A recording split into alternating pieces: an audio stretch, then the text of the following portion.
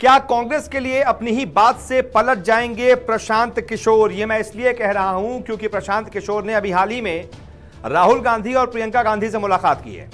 और आपको याद होगा, बंगाल चुनावों के बाद प्रशांत किशोर ने कह दिया था कि मैं अब कभी भी चुनावी रणनीतिकार के तौर पर किसी पार्टी के साथ काम नहीं करूंगा।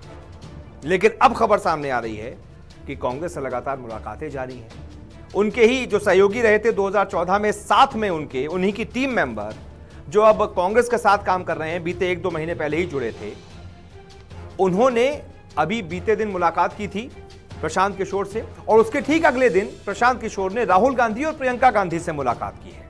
अब इन मुलाकातों के मायने यही समझे जा रहे हैं कि 2024 के चुनावों के लिए और गुजरात जो चुनाव है इस साल के अंत में, उसके लिए प्रशांत किशोर को पार्टी चाहती है कि आप हमारी पार्टी में शामिल हो जाएं, मतलब हमारी पार्टी के साथ आ जाएं और चुनावी रणनीतिकार वाला जो आप काम करते हैं हमारे लिए रणनीति बनाएं और हमको गुजरात और फिर 2024 का चुनाव जिताएं।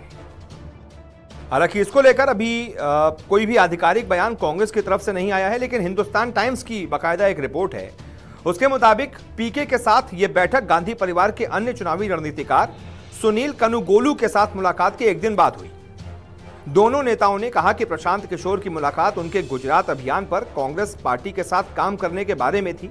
आपको बता दें यहां पर कि दिसंबर में विधानसभा चुनाव होने हैं गुजरात में। उससे पहले यह मुलाकात काफी अहम मानी जा रही है। प्रशांत किशोर ने 2020 की शुरुआत में भी कांग्रेस पार्टी से संपर्क किया था और 2024 के चुनाव अभियान में मदद करने की योजना बनाई थी, लेकिन कई बैठकों के बाद भी पीके और गांधी परिवार के बीच सहमति नहीं बन पाई थी। प्रशांत किशोर के ही पूर्व सहयोगी सुनील कनुगोलू ने पिछले महीने ही कांग्रेस पार्टी के साथ काम करना शुरू किया था।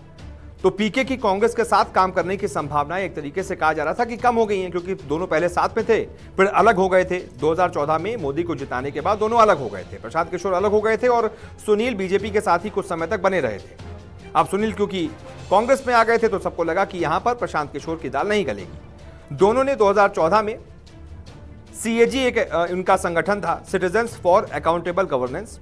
इस संगठन के तहत नरेंद्र मोदी के अभियान पर एक साथ काम किया था, उनको चुनाव जिताया था। और उसके बाद फिर पीके ने अपना रास्ता अलग कर लिया था और सुनील भारतीय जनता पार्टी के साथ काम करते रहे थे। 2017 के यूपी विधानसभा चुनाव में भी उन्होंने बीजेपी के साथ काम किया था। कांग्रेस नेतृत्व को अब जिस सवाल पर काम करना है वो ये है कि क्या सुनील कनुगोलू और किशोर दोनों साथ काम कर सकते हैं? तो कांग्रेस के कुछ नेता हैं, उन्होंने कहा है कि कांग्रेस दोनों के लिए काम करने के लिए बहुत बड़ी पार्टी है, बहुत काम है कांग्रेस में, दोनों साथ काम कर सकते हैं। कनुगोलू मुख्य रूप से अगले साल कर्नाटक चुनावों पर ध्यान केंद्रित कर रहे हैं, लेकिन उन्हें एक नए सेल का नेतृत्व करने की उम्मीद है जो सभी चुनावी रणनीति को देखता है।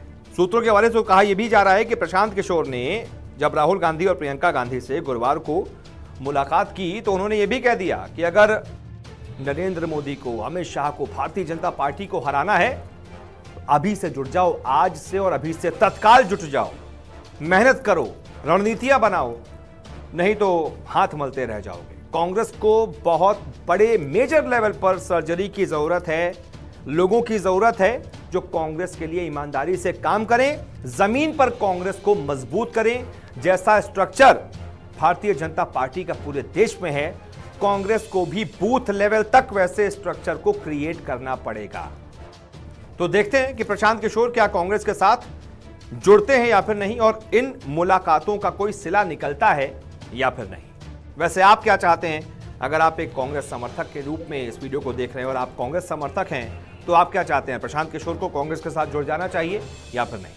कमेंट करके बताइए। फिलहाल इस वीडियो को देखने के लिए बहुत बहुत शुक्रिया। नमस्कार, मैं हूं मानक गुप्ता।